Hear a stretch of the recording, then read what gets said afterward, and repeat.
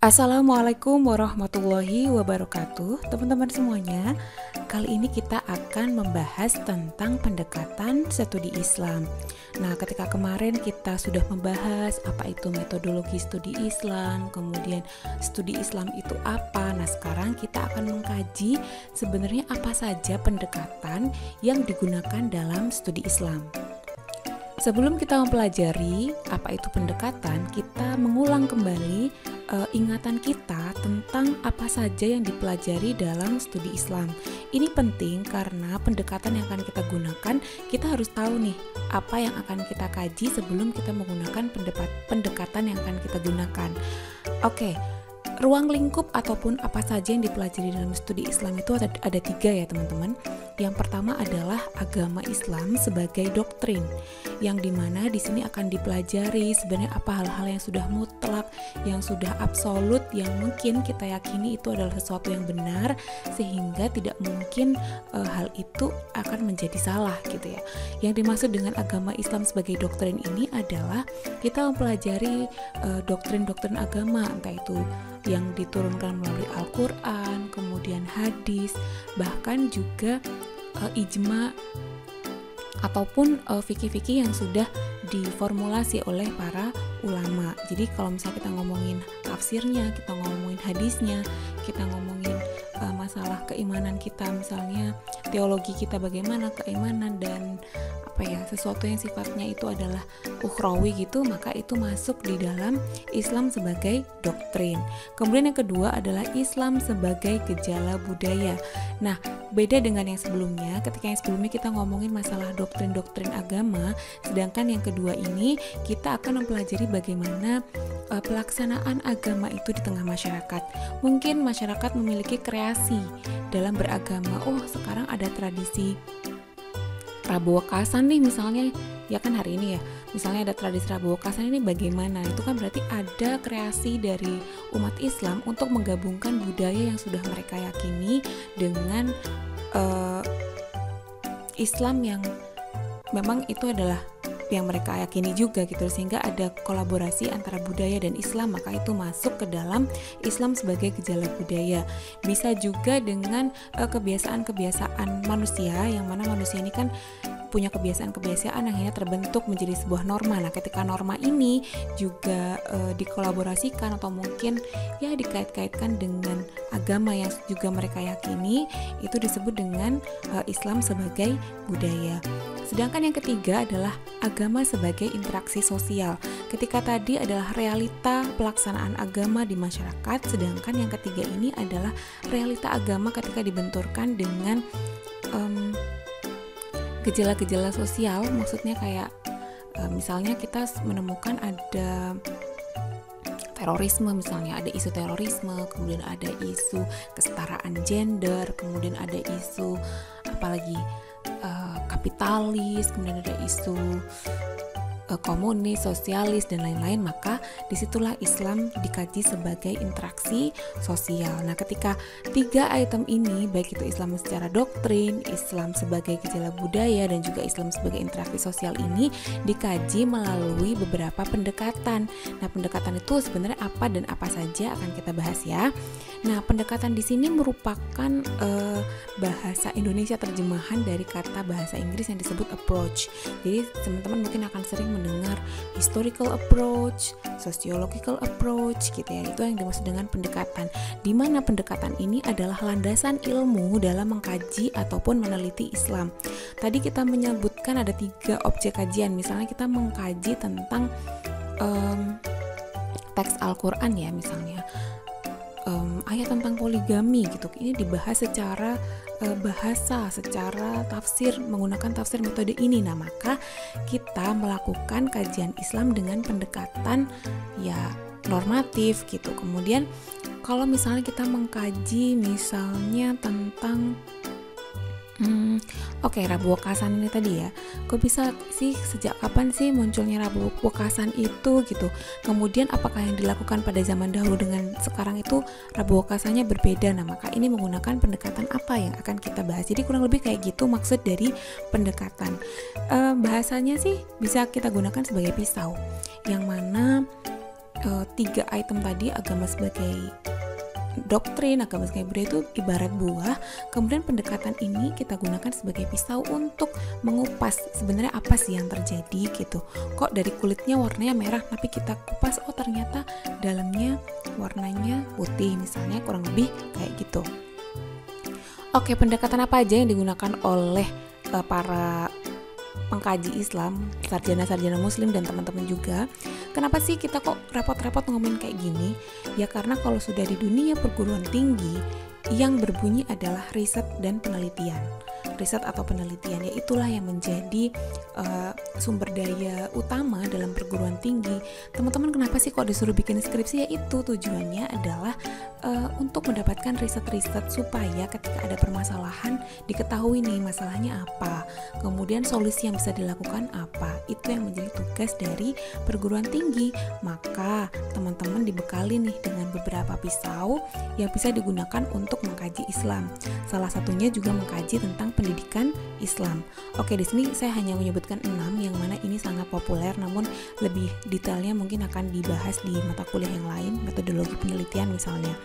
Oke, di sini ada 6 pendekatan. Yang pertama adalah pendekatan teologis normatif, pendekatan antropologis, pendekatan sosiologis, pendekatan filosofis, pendekatan historis, dan pendekatan psikologi. Kalau ngomongin misalnya pendekatan sosiologis, ya berarti kita menggunakan pisau analisis berupa sosiologis. Kemudian kita menggunakan pendekatan psikologi, oh berarti kita mengkaji dari sudut pandang psikologi. Misalnya, hukuman terhadap anak itu bagaimana sih dalam psikologi? Nah, kayak gitu. Jadi kalau misalnya kita melihat, oh dari sudut pandang psikologi, anak itu kalau dipukul seperti ini nih, dia akan membekas sampai tua nanti. Nah, misalnya kayak gitu. Itu adalah salah satu bentuk kajian dengan menggunakan pendekatan psikologi. Adalah pendekatan teologis normatif. Maksudnya di sini karena sudah ada kata normatif dan ada teologis di depannya, sehingga yang kita lakukan adalah kita berupaya nih memahami agama dengan menggunakan norma-norma yang kita yakini benar, dan itu bersumber dari mana? Bersumber dari ilmu-ilmu ketuhanan atau sesuatu yang berasal dari Tuhan, wahyu-wahyu Allah gitu loh, entah itu berupa hadiskah ataupun berupa ayat-ayat Al-Quran yang mungkin juga akan diformulasi lagi menjadi ilmu tafsir, kemudian akan menjadi ilmu ulumul hadis, terus bisa juga menjadi ilmu fikih, ilmu usul fikih dan lain-lain. Maka kajian-kajian yang seperti ini disebut dengan pendekatan teologis normatif, yang mana cara kerjanya adalah kita nih berangkat dari keyakinan yang kita yakini benar, kemudian kita benturkan dengan sesuatu yang akan kita teliti atau kita kaji. Misalnya nih, di situ saya menyebutkan ada buku nih, Konsep Pendidikan Anak Soleh berdasarkan perspektif Islam. Maka Islam, di dalam Islam itu kan sudah banyak banget nih ayat-ayat yang berkaitan tentang pendidikan anak. Ini menjadi tolak ukur yang kayak gini loh yang ideal. Kemudian kita mencari tahu sebenarnya konsep pendidikan anak soleh yang harusnya dilakukan itu seperti apa sih kalau digali dari ayat-ayat Al-Quran. Jadi kurang lebih kayak gitu. Atau ada juga nih misalnya hypnoparenting dalam Islam. Kalau ngomongin hypnoparenting dalam Islam berarti kan ada nih ilmu tentang hypnoparenting. Kita juga akan benturkan ke dalam realita Islam itu sudah mengatur itu loh sebenarnya. Sama nggak sih dengan yang diatur oleh Islam? Oh ternyata Islam juga memberikan banyak petunjuk tentang hypnoparenting, dan itu sama nggak sih dengan hypnoparenting yang digagas oleh orang-orang zaman sekarang. Kurang lebih kayak gitu. Jadi kita memvalidasi lah ya, memvalidasi yang sudah terjadi di masyarakat itu seperti apa, mungkin ilmu-ilmu baru itu seperti apa, kemudian disesuaikan dan dibenturkan dengan apa yang sudah diatur oleh Islam. Kalaupun sama ya hasilnya bisa jadi sama, bisa jadi enggak gitu loh. Sehingga pendekatan ini tidak bisa menyelesaikan masalah secara umum, karena dia itu nanti hasilnya hanya sebatas oh sesuai, oh tidak sesuai dan sebagainya. Jadi tidak bisa menjawab pertanyaan secara umum nih. Misalnya ada anak kecil itu nakal itu karena apa sih? Nah itu tidak bisa dijawab dengan pendekatan teologis normatif. pakai apa yang lain. Oh ternyata ada pendekatan yang lain, gak cuma itu aja. Yang kedua adalah pendekatan antropologis. Kalau antropologis itu kan kita berarti meneliti tentang kebudayaan di suatu masyarakat atau pola-pola kehidupan yang ada di suatu masyarakat ya. Nah maka dari itu dengan pendekatan antropologis ini kita berusaha memahami agama dengan melihat wujud praktek keagamaan yang ada di masyarakat. Kayak misalnya nih Rabu Wekasan hari ini ya. Jadi misalnya mengenai Rabu Wekasan ini bagaimana sih sejarahnya, kayak apa sih gitu loh, dan dampaknya ke masyarakat itu apa. Oh masyarakat dengan adanya Rabu Wekasan jadi lebih A, lebih B, C, kemudian yang kurang lebih kayak gitu. Itu yang disebut dengan mengkaji Islam dengan pendekatan antropologis. Jadi di sini kita melihat nih apa sih sebenarnya korelasi kepercayaan agama dengan kondisi budaya tersebut. Oh misalnya Rabu Wekasan ini diyakini bisa meningkatkan rezeki misalnya, itu dilihat sebenarnya gitu, nggak kayak gitulah ya kurang lebih. Nah salah satu contoh yang populer mengenai pendekatan antropologis ini adalah buku The Religion of Java atau Agama Jawa, yang itu lumayan tebal sih kalau teman-teman mau baca. Di sini menjelaskan bahwasanya ada orang barat yang bernama Clifford Geertz itu meneliti masyarakat di daerah Jawa, yang mana ternyata ditemukan ada klasifikasi seseorang, maksudnya masyarakat di dalam beragama. Ada 3, yang pertama adalah orang Abangan, yang kedua adalah klaster santri, dan yang ketiga adalah klaster priayi, yang mana cara beragama dari tiap-tiap klaster ini sangat berbeda gitu, karena ya dipengaruhi oleh budaya yang ataupun budaya atau keyakinan yang sudah posisi status sosial juga mempengaruhi gitu, bagaimana si santri ini cara beragamanya gimana, priayi seperti apa, dan abangan seperti apa. Ini bisa dibaca deh teman-teman. Biasanya mahasiswa itu tidak harus membaca yang prodinya aja gitu, tapi dia bisa untuk membaca hal yang lain gitu. Nah ini adalah salah satu buku yang biasanya menjadi bahan diskusi bagi teman-teman semuanya. Kemudian yang kedua adalah pendekatan sosiologi. Ilmu sosiologi kan kita ketahui bahwasannya itu adalah ilmu yang mempelajari tentang kehidupan masyarakat ya, dan ikatan-ikatan manusia yang ada di dalam masyarakat, komunitas misalnya, dan lain-lain. Nah, pendekatan pendekatan sosiologis yang saya telah tulis itu sangat dibutuhkan dalam memahami agama, karena memang agama diturunkan untuk kepentingan sosial. Banyak banget nilai-nilai sosial yang ada di dalam agama. Jadi, akan lebih bermanfaat lagi apabila kita mengkaji nilai-nilai sosial itu dalam pendekatan sosiologis. Contohnya nih, misalnya sekarang kita menemukan ada banyak komunitas hijabers misalnya, atau komunitas motor apa yang saya pernah teliti, yang mana di situ kita bisa menemukan fenomena bahwasanya cara mereka beragama, orang-orang hijabers ini yang mungkin kelihatannya glamor, pakai bajunya harus trendy dan lain-lain, tapi ternyata mereka memiliki jiwa sosial yang tinggi, yang mana itu tidak diketahui orang-orang. Tapi karena kita meneliti, kemudian kita mengungkap fakta itu, ternyata mereka itu rutin loh di anak yatim misalnya, 1 bulan bisa 2 kali dia, dan itu keliling-keliling panti asuhan ini, panti asuhan sana, dan lain-lain tanpa diketahui oleh orang lain. Nah maka ini adalah salah satu bentuk pendekatan sosiologis, kajian yang menggunakan pendekatan sosiologis. Atau ini ada salah satu buku nih yang bisa dibaca juga teman-teman, yaitu tentang literatur keislaman generasi milenial. Nah ini adalah sebuah kajian yang dimana mengkaji anak-anak milenial ini bacanya apa aja sih gitu loh ketika terjadi permasalahan keislaman. Ternyata mereka membaca A, membaca buku B, membaca buku C gitu loh. Kenapa kok baca itu? Karena ini lebih mudah didapat di buku, ini mudah diakses di internet dan lain-lain. Jadi kurang lebih kayak gitu. Dengan adanya pendekatan sosiologis ini diharapkan kita bisa mengungkap fenomena yang sedang terjadi di kalangan umat Islam, sehingga apabila terjadi permasalahan itu ada solusinya. Karena baik misalnya nih dalam buku ini misalnya kita menemukan bahwasanya buku yang dibaca itu cenderung menganggap jihad itu adalah sebuah atau radikalisme gitu loh, sehingga kita harus menemukan solusi nih. Ternyata kita harus lebih memperbanyak lagi nih buku-buku yang menyuarakan tentang Islam yang damai, Islam yang penuh dengan cinta, kasih sayang, ya kurang lebih kayak gitu. Kemudian yang ketiga adalah pendekatan filsafat. Kalau filsafat sendiri kan artinya adalah mencari hakikat atau berusaha menautkan sebab akibat atau mencari hikmah dan lain-lain. Sehingga kalau dalam pendekatan filosofis ini biasanya digunakan untuk memahami maksud ataupun inti dari ajaran agama itu. Salah satu contohnya adalah Hikmatut Tasyri' wa Falsafatuhu. Ini sebuah buku berbahasa Arab memang, namun ini adalah buku yang mengkaji tentang hikmah-hikmah dari setiap ajaran Islam. Kayak misalnya haji, kenapa sih kita kok harus melempar jumroh? Melempar jumroh itu sama aja dengan kita melepaskan segala kemarahan, keegoan kita kepada orang lain dan lain-lain. Jadi lebih kepada filosofis. Kayak misalnya kenapa sih harus ada poligami? Poligami itu dilakukan untuk mengentaskan kemiskinan misalnya, untuk menghindari kekerasan terhadap perempuan misalnya.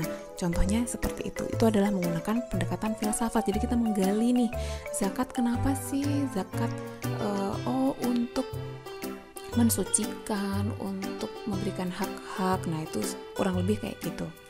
Kemudian yang selanjutnya adalah pendekatan psikologis nih. Kalau pendekatan psikologi memang seringkali sangat berkaitan dengan pendidikan ya, karena ini berusaha menggali aspek-aspek batiniah gitu loh dalam pengalaman keagamaan yang juga termasuk di dalamnya tentang pendidikan gitu ya. Jadi kita ini melihat bagaimana secara psikologis apa yang sudah diterapkan oleh masyarakat. Kayak misalnya sekarang ada kekerasan terhadap anak gitu kan, sebenarnya itu gimana sih dalam sudut pandang psikologis, boleh nggak sih, apa sih dampaknya dan lain-lain.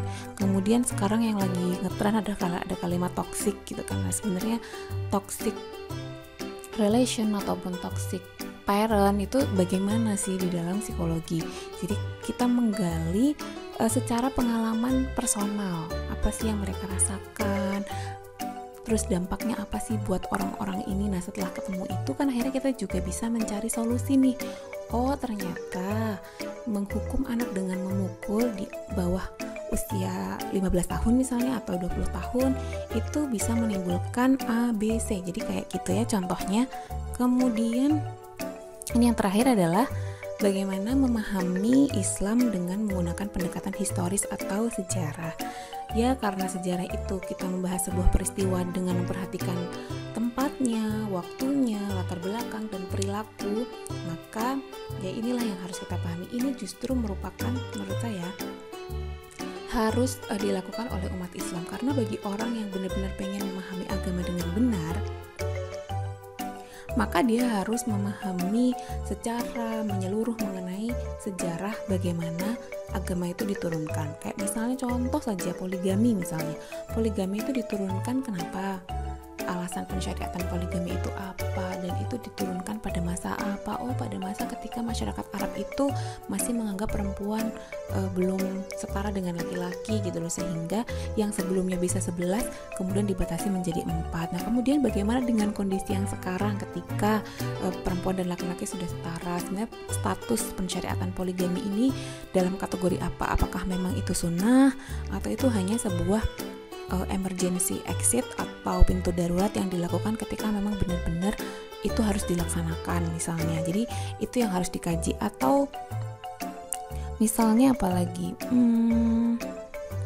hukuman ya, misalnya juga ini ketika menghukum di masa Nabi, hukuman di masa masyarakat awal-awal Islam gitu kan ya, karena masyarakat Arab itu adalah orang yang penuh dengan kekuatan fisik yang tinggi, karena mereka harus berpindah dari satu tempat ke tempat yang lain, maka hukuman menggunakan memukul misalnya, kan ada hadis nih, kalau anak udah umur 10 tahun dan dia tidak melaksanakan sholat, maka ini bisa dipukul. Nah, apakah pukul ini konteks sekarang juga masih berlaku? Maka kita melihat dulu nih, pada saat dulu karena memang kondisi masyarakat Arab dipukul itu bukan sesuatu yang menyakitkan karena mereka secara fisik kuat gitu lah, apalagi memang seperti itu ya. Lalu sekarang bagaimana ketika anak itu sudah dibesarkan dengan perasaan, dengan yang maksudnya tidak sesuatu yang berupa fisik gitu, bahkan anak-anak itu kan lebih kepada soft skill daripada hard skill gitu kan ya. yang diasah. Nah, sehingga ketika dipukul pasti dampaknya akan berbeda dengan yang dirasakan anak-anak pada zaman dulu gitu. Sehingga nah disinilah perlunya kita menggali sebenarnya bagaimana sih hukum menghukum anak dengan memukul itu kalau diterapkan di masa sekarang, apakah memang harus tetap dilaksanakan atau memang dipukulnya dengan bagaimana, atau memang ada definisi lain selain memukul. Ternyata itu bisa juga dipahamkan atau nah itu yang menjadi salah satu tujuan kenapa sih pendekatan historis itu dilaksanakan. Supaya apa? Supaya kita mengetahui hikmah yang terkandung tentang ayat tersebut tuh sebenarnya tujuannya untuk apa. Jadi tidak serta-merta karena itu pukul ya harus pukul, tapi lebih melihat tujuannya itu untuk apa. Oh, tujuannya untuk membuat jera. Nah, kalau gitu sekarang membuat jeranya bagaimana? Mungkin akan ditemukan cara lain selain memukul. Ini juga sudah diterapkan sebenarnya, kita memiliki ilmu asbabun nuzul, ada asbabul wurud, itu adalah merupakan salah satu bentuk dari pendekatan historis. Jadi itu tadi ya teman-teman mengenai pendekatan-pendekatan ini. Jadi kesimpulannya adalah kita perlu menggunakan banyak kacamata dalam melihat Islam dan juga bagaimana Islam itu dipraktekkan oleh umat Islam pada umumnya gitu loh. Karena kalau misalnya kita hanya mengkaji dari sudut pandang agama saja yang secara misalnya apakah ini halal, apakah ini haram, maka itu tidak bisa menjawab permasalahan manusia yang semakin berkembang, apalagi pendidikan ya, yang itu kondisinya lebih fleksibel gitu loh, dia lebih gampang berkembang sesuai dengan perkembangan zaman. Ada pendidikan 4.0, ada pendidikan 5.0 yang itu sudah sangat berbeda gitu loh. Jadi ini fungsinya. Begitu saja, kalau misalnya ada yang kurang paham bisa ditanyakan. Terima kasih. Wassalamualaikum warahmatullahi wabarakatuh.